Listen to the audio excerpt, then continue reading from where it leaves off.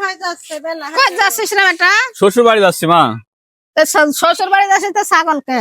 ছাগল এই যে আমার ছোট ভাইরা আছে, ওরা দিঘি আছে না বড় একটা, ওই দিঘির থেকে 12 কেজি ওজনের একটা কাতল মাছ তোমার লিয়ে আসতেছে শ্বশুর বাড়ি। আর আমার মেজো ভাইরা 10 কেজি গরুর গোশত লিয়ে আসতেছে। আর আমি সবল আর বড়, এই জন্য আমি আমার সাথে একটা খাসি লিয়ে আসছি। তাছাড়া আমার মান সম্মান থাকবি? এই কি হয়েছে তোর?